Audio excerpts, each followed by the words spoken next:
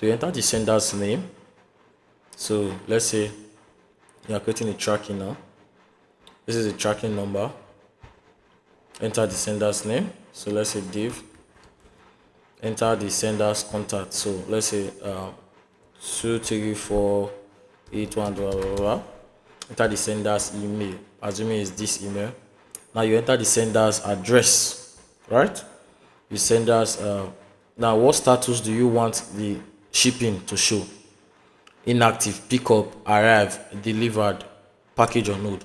So this is how you create your shipping code. This is how you create your shipping code. So Dave, this is Dave's contact. This is who is sending it now. Assuming I'm the one sending it to you. This is my info, right?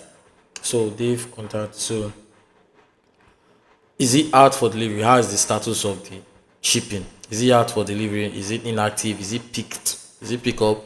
Is it arrived? Is it delivered? Is it package or not? Now let me explain each of them. Out for delivery, it means you have sent the goods out. Inactive, that means the goods have not even started at all. They have not started processing it.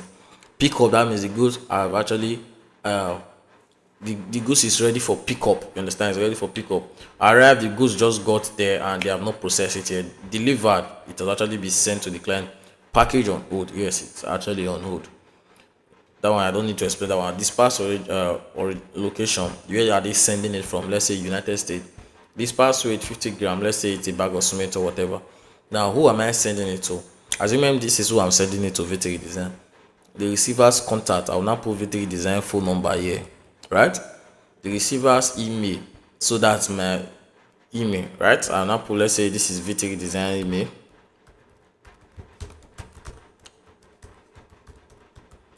Alright, so this, let's say this is V3 Design email. That's the email V3 Design is going to be using to receive the package. Now this is what I'm going to be using to, this email is what I'm going to be using as the admin of the site to send a mail to this person, you understand? So that the person will know the status of their goods, where their goods is and all that. Receiver's address, where is the address located, you understand?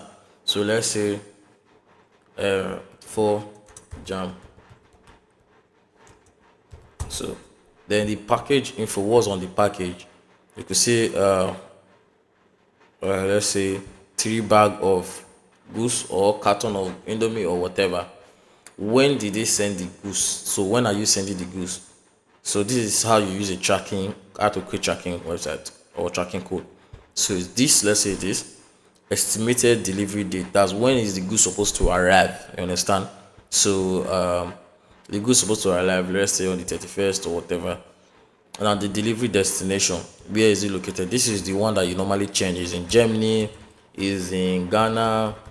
You understand? This one that they normally change and tell you your goods has landed in China, or you can use state. You can use Lagos state or whatever state you want to use, right? So you can say Lagos state.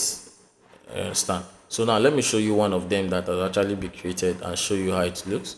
So let me click on updates. Now this is one. As you can see, if you see, James Horn, sender's contact, sender's email. This is the location.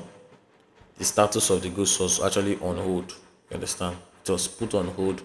Dispatch location. This is where it was sent from. Now this actually referred to your country. So if you add the country, it will be changed to the coordinate. So current location, where is it right now? So this one you always change every second. This was where they sent it from. This is actually a coordinate of the country they sent it from. Now this is where it is now. You understand? So you can always change it to whatever you want, wherever you want to change it from.